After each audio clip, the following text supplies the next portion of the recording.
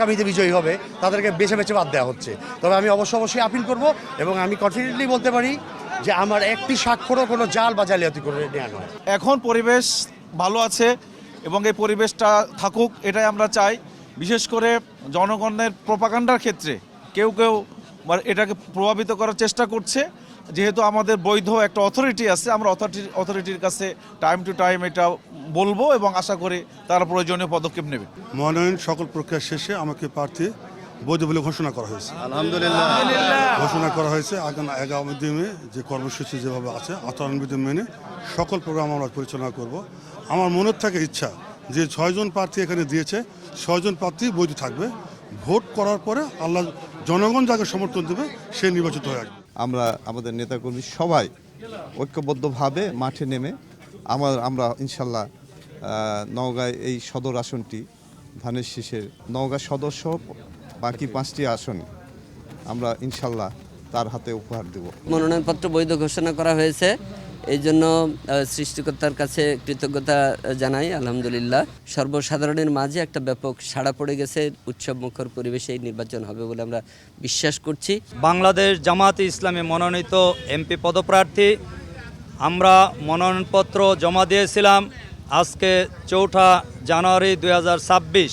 মনোনয়নপত্র যাচাই বাছাই অন্তে জেলা রিটার্নিং অফিসার জেলা প্রশাসক মহোদয় আমাদের মনোনয়নপত্র ইতিমধ্যেই বৈধ ঘোষণা দিয়েছে। আমি আল্লাহ তাআলার দরবারে শুকর আদায় করছি। নওগাঁ সদরের নির্বাচনী পরিবেশ মোটামুটি ভালো, কিন্তু অনেক জায়গায় আমাদের মহিলাদের কাজে কর্মে ইতিমধ্যে বাধা দিয়েছে। আমাদের নওগাঁ সদরের আগের যে নির্বাচনী আমাদের ফ্যাসিস্টের পূর্বে যে নির্বাচনী পরিবেশ ছিল তুলনামূলক ভালো ছিল। আমি আশা করব প্রশাসন এই দিকগুলো বিবেচনা করবে। নওগাঁ সদরের যে অস্ত্র এবং মাদক এইগুলো যদি নির্বাচনের সময় নিয়ন্ত্রণ করা হয়, অস্ত্রগুলো যদি জব্দ করা হয় এবং সন্ত্রাসীদের যদি গ্রেপ্তার করা হয়, তাহলে নওগাঁ সদর 5 আসনের নির্বাচন সুষ্ঠু হবে বলে আমি বিশ্বাস করি। এখন পর্যন্ত নির্বাচনী পরিবেশ মান্দায় ভালো আছে। আমরা যে নতুন বাংলাদেশ, একটি আধুনিক উন্নত মানবিক বাংলাদেশ গড়ার প্রত্যয় নিয়ে কাজ করছি। মান্দার জনগণ ইতিমধ্যেই নতুন বাংলাদেশ গড়ার পক্ষে, একটি মানবিক বৈষম্যমুক্ত বাংলাদেশ গড়ার পক্ষে।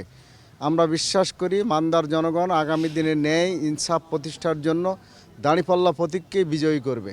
নওগাঁ জেলার 6টি সংসদীয় আসনে আমরা খুব সুন্দরভাবে, সুশৃঙ্খলভাবে এবং সৌহার্দ্যপূর্ণভাবে আমাদের যে মনোনয়নপত্রগুলো ছিল সেগুলোর বাছাই কার্যক্রম শেষ করেছি এবং বাছাই কার্যক্রম শেষে আমরা দেখতে পেয়েছি যে আমাদের সর্বমোট যে হিসাব সেখানে আমাদের মনোনয়নপত্র নিয়েছিল মোট 53 জন।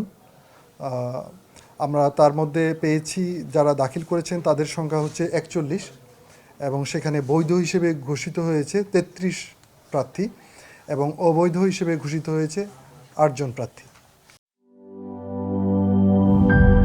গ্লিটারের টুইন লেমন ও অ্যান্টিব্যাকটেরিয়াল ফর্মুলা বাসনকে চকচকে জীবাণুমুক্ত করে আমাদের দেয় গ্লিটার গ্যারান্টি।